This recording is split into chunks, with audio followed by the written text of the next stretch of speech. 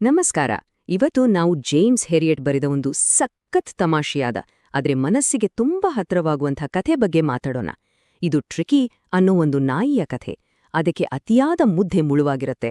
ಹಾಗಾದ್ರೆ ಈ ಕಥೆ ನಮ್ಗೆ ಮಿತಿಮೀರಿದ ಪ್ರೀತಿ ಮತ್ತು ಸಾಮಾನ್ಯ ಜ್ಞಾನದ ಬಗ್ಗೆ ಏನ್ ಹೇಳುತ್ತೆ ಅಂತ ನೋಡೋಣ ಬನ್ನಿ. ಕಥೆ ಶುರುವಾಗೋದೇ ಈ ಒಂದು ಅದ್ಭುತ ಲೈನ್ನಿಂದ. ಇದು ಟ್ರಿಕಿಯ ಪರಿಸ್ಥಿತಿ ಎಷ್ಟು ಗಂಭೀರವಾಗಿತ್ತು ಅನ್ನೋದನ್ನ ತಕ್ಷಣಕ್ಕೆ ನಮ್ಮ ಕಣ್ಣುಮುಂದೆ ತಂದು ನಿಲ್ಲಿಸ್ಬಿಡುತ್ತೆ. ಲೇಖಕರು ಟ್ರಿಕಿಯನ್ನ ಉಬ್ಬಿದ ಸಾಸೇಜ್ ಅಂದ್ರೆ ಒಂದು ದಪ್ಪನೆಯ ಫ್ರೈ ಮಾಡಿದ ತಿನಿಸಿಗೆ ಹೋಲಿಸ್ತಾರೆ.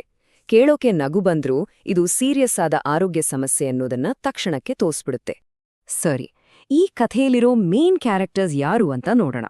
ಮೊದಲನೇದಾಗಿ ನಮ್ಮ ಪೇಷಂಟ್ ಟ್ರಿಕಿ, ಅತಿಯಾಗಿ ತಿಂದು ಬಳಲಿದ ನಾಯಿ, ಮತ್ತು ಅದರ ಶ್ರೀಮಂತ ಮಾಲೀಕರಾದ ಶ್ರೀಮತಿ ಪಂಫ್ರಿ. ಇವರು ಟ್ರಿಕಿಗೆ ಅತಿಯಾದ ಮುದ್ದು ಮಾಡ್ತಾರೆ. ವಿಪರ್ಯಾಸ ಅಂದ್ರೆ ಇವರ ಅತಿಯಾದ ಪ್ರೀತಿನೇ ಟ್ರಿಕಿಯ ಸಮಸ್ಯೆಗೆ ಮೂಲ ಕಾರಣ. ಅಬ್ಬಬಾ, ಟ್ರಿಕ್ಕಿಯ ಲೈಫ್ ಸ್ಟೈಲ್ ನೋಡಿ, ಇದೇನು ಮನುಷ್ಯರಿಗಿಂತ ಜಾಸ್ತಿ ಆಯ್ತಲ್ಲ. ಶ್ರೀಮತಿ ಪಂಫ್ರೆ ತಮ್ಮ ಪ್ರೀತಿನ ತೋರಿಸ್ತಾ ಇದ್ದಿದ್ದೇ ಈ ರೀತಿ: ಫುಲ್ ತಿಂಡಿ, ಚಾಕ್ಲೇಟ್, ರಾತ್ರಿ ಮಲಗೋಕೆ ಹಾರ್ಲಿಕ್ಸ್. ಅಷ್ಟೇ ಅಲ್ಲ, ಅದಕ್ಕಂತಾನೆ ಸಪ್ರೇಟ್ ವಾರ್ಡ್ರೋಬ್, ದಿನಕ್ಕೊಂದು ಕೋಟು, ಬೆಳಗ್ಗೆ ತಿಂಡಿಗೆ, ಮಧ್ಯಾಹ್ನದ ಊಟಕ್ಕೆ, ರಾತ್ರಿ ಊಟಕ್ಕೆ ಎಲ್ಲದಕ್ಕೂ ಬೇರೆ ಬೇರೆ ಬಟ್ಲು. ಇದು ಪ್ರೀತಿಯೋ ಅಥವಾ ಪ್ರೀತಿಯ ಹೆಸರಲ್ಲಿ ಮಾಡ್ತಿರೋ ಹಾನಿಯೋ? ಇಲ್ಲೇ ನೋಡಿ ಎಂಟ್ರಿಯಾಗೋದು ನಮ್ಮ ಕತೆಯ ಹೀರೋ, ವೆಟರ್ನರಿ ಡಾಕ್ಟರ್ ಮಿಸ್ಟರ್ ಹೆರಿಯಟ್. ಅವರು ಈ ಪರಿಸ್ಥಿತಿಯನ್ನ ವೃತ್ತಿಪರವಾಗಿ ಹೇಗೆ ನಿಭಾಯಿಸಿದ್ರು ಅಂತ ನೋಡೋಣ. ಇದೇ ನೋಡಿ ಕತೆಯಲ್ಲಿರೋ ಅಸ್ಲಿ ಟ್ವಿಸ್ಟು. ಒಂದ್ ಕಡೆ ಮಿಸಸ್ ಪಂಫ್ರಿಗನ್ಸತ್ತೆ, ಅಯ್ಯೋ ಪಾಪ ನನ್ ಟ್ರಿಕ್ಕಿಗೆ ಸರಿಯಾಗಿ ಊಟನೇ ಇಲ್ಲ, ಅದಕ್ಕೆ ಸುಸ್ತಾಗಿದೆ ಅಂತ. ಇನ್ನೊಂದ್ ಕಡೆ ಡಾಕ್ಟರ್ ಹೆರಿಯಟ್ಗೆ ಪಕ್ಕಾ ಗೊತ್ತಿರುತ್ತೆ, ಇದಕ್ಕಿರೋ ಒಂದೇ ಪ್ರಾಬ್ಲಮ್ ಅಂದ್ರೆ ಅತಿಯಾದ ತಿಂಡಿ ಮತ್ತು ದುರಾಸೆ ಅಂತ. ಕಂಪ್ಲೀಟ್ ಆಪೋಸಿಟ್ ಯೋಚನೆಗಳು ಅಲ್ವಾ? ಸೊ ಹೆರಿಯಟ್ ಒಂದು ಟಫ್ ಆದ್ರೆ ತುಂಬಾನೇ ಅವಶ್ಯಕವಾದ ಡಿಸಿಷನ್ ತಗೋತಾರೆ. ಶ್ರೀಮತಿ ಪಂಫ್ರಿ ಎಷ್ಟೇ ಬೇಜಾರ್ ಮಾಡ್ಕೊಂಡ್ರೂ ಟ್ರಿಕಿಯನ್ನ ಆ ಮುದ್ದಿನ ವಾತಾವರಣದಿಂದ ಹೊರಗೆ ತರಲೇಬೇಕು ಅಂತ ನಿರ್ಧಾರ ಮಾಡ್ತಾರೆ. ಯಾಕಂದ್ರೆ ಕೆಲವೊಮ್ಮೆ ಪ್ರೀತಿಗಿಂತ ಕಠಿಣವಾದ ಶಿಸ್ತೆ ಹೆಚ್ಚು ಕೆಲಸ ಮಾಡುತ್ತೆ. ಹಾಗಾದ್ರೆ ಹೆರಿಯಟ್ ಕೊಟ್ಟ ಚಿಕಿತ್ಸೆ ತರಿ ಏನು? ಇದೇನು ಮೆಡಿಕಲ್ ಮಿರಾಕಲ್ ಆಗಿರ್ಲಿಲ್ಲ, ಬದಲಿಗೆ ತುಂಬನೇ ಸಿಂಪಲ್ ಆದ ಒಂದು ವಿಧಾನ. ನೋಡಿ, ಹೆರಿಯಟ್ ಅವರ ಪ್ಲಾನ್ ಎಷ್ಟು ಸಿಂಪಲ್ ಆಗಿದೆ ಅಂತ. ಟ್ರಿಕ್ಕಿ ಮನೆಯಲ್ಲಿ ಅನುಭವಿಸ್ತಾ ಇದ್ದಿದ್ದಕ್ಕೆ ತದ್ವಿರುದ್ಧ. ಮೊದಲೆರಡು ದಿನ ಬರೀ ನೀರು, ಆಮೇಲೆ ಸಿಂಪಲ್ ಊಟ. ಎಲ್ಲಕ್ಕಿಂತ ಇಂಪಾರ್ಟೆಂಟ್, ಬೇರೆ ನಾಯಿಗಳ ಜೊತೆ ಆಟ ಆಡೋದು, ಓಡಾಡೋದು. No medicines, just common sense. ಇದೇ ನೋಡಿ ಅದರ ರಿಕವರಿಯ ಸೀಕ್ರೆಟ್.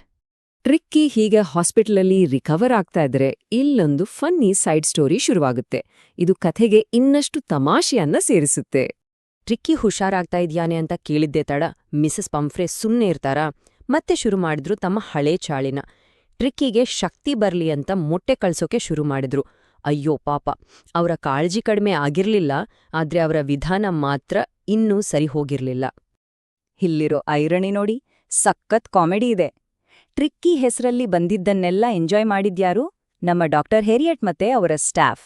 ಬೆಳಗ್ಗೆ ಬ್ರೇಕ್ಫಾಸ್ಟ್ಗೆ ಎರಡೆರಡು ಮೊಟ್ಟೆ, ಮಧ್ಯಾಹ್ನ ವೈನ್, ರಾತ್ರಿ ಚಳಿಗೆ ಬ್ರ್ಯಾಂಡಿ. ಟ್ರಿಕ್ಕಿ ಟ್ರೀಟ್ಮೆಂಟ್ ಅವರಿಗೆ ಒಂದು ಹಬ್ಬ ಆಗೋಗಿತ್ತು. ಎಷ್ಟರ ಮಟ್ಟಿಗೆ ಅಂದ್ರೆ ಹೆರಿಯಟ್ ಅವರೇ ಹೇಳ್ತಾರೆ, ಟ್ರಿಕಿನ ಪರ್ಮನೆಂಟ್ ಗೆಸ್ಟ್ ಆಗಿ ಇಲ್ಲೇ ಇಟ್ಕೊಂಡ್ಬಿಡೋಣ ಅಂತ ಅನ್ಸ್ತಾ ಇತ್ತು ಅಂತ. ಅಂದ್ರೆ ಯೋಚನೆ ಮಾಡಿ ಪರಿಸ್ಥಿತಿ.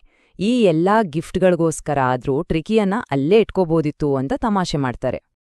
ಸರಿ, ಈ ಎಲ್ಲಾ ರಗಳೆ ಮಧ್ಯೆ ನಮ್ಮ ನಿಜವಾದ ಪೇಷಂಟ್ ಟ್ರಿಕಿಯನ ಅವನಾದ ಬದಲಾವಣೆ ನಿಜವಾಗ್ಲೂ ನಂಬೋಕೆ ಆಗ್ದಂಥದ್ದು. ಟ್ರಿಕ್ಕಿಯ ಕಂಡೀಷನಲ್ಲಿ ಆಗಿರೋ ಬದಲಾವಣೆ ನೋಡಿ. ಎಲ್ಲಿ ಆ ಉಬ್ಕೊಂಡು ಸುಸ್ತಾಗಿ ಮಲಗಿದ್ದ ನಾಯಿ, ಎಲ್ಲಿ ಈ ಫಿಟ್ ಅಂಡ್ ಫೈನ್ ಮಸಲ್ಸ್ ಎಲ್ಲ ಬಂದಿರೋ ಪ್ರಾಣಿ. ಮೊದಲು ಯಾರೂ ಕೇರ್ ಮಾಡ್ತಿರ್ಲಿಲ್ಲ, ಈಗ ತನ್ನ ಊಟಕ್ಕೆ ಹುಲಿ ಥರ ಫೈಟ್ ಮಾಡ್ತಿಟ್ಟು. ಇದಲ್ವಾ ನಿಜವಾದ ಟ್ರಾನ್ಸ್ಫಾರ್ಮೇಷನ್ ಅಂದ್ರೆ? ಸರಿ, ಈಗ ನಾವು ಕಥೆಯ ಕ್ಲೈಮ್ಯಾಕ್ಸ್ಗೆ ಬಂದ್ವಿ. ಶ್ರೀಮತಿ ಪಂಫ್ರೆ ತಮ್ಮ ಬದಲಾದ ನಾಯಿಯನ್ನ ಕರ್ಕೊಂಡು ಹೋಗಕ್ಕೆ ಬರ್ತಾರೆ.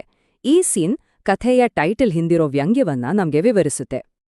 ಆರೋಗ್ಯವಾಗಿ ಓಡಾಡ್ತಾ ಇರೋ ಟ್ರಿಕ್ಕಿನ ನೋಡಿದ ತಕ್ಷಣ ಮಿಸಸ್ ಪಂಫ್ರೆ ಬಾಯಲ್ಲಿ ಬರೋ ಮಾತೇ ಇದು: ಓ ಮಿಸ್ಟರ್ ಹೆರಿಯಟ್, ಇದು ಶಸ್ತ್ರಚಿಕಿತ್ಸೆಯ ಒಂದು ವಿಜಯ ಅಂತಾರೆ.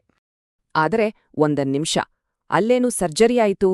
ಈ ಪ್ರಶ್ನೆನೇ ಕಥೆಯ ಇಡೀ ಸಾರಾಂಶವನ್ನ ಹಿಡಿದಿಡುತ್ತೆ. ಸರ್ಜರಿ ಅಂದ್ರೆ ಏನು ಅಂತ ನಿಮ್ಗೆ ಗೊತ್ತೇ ಇದೆ.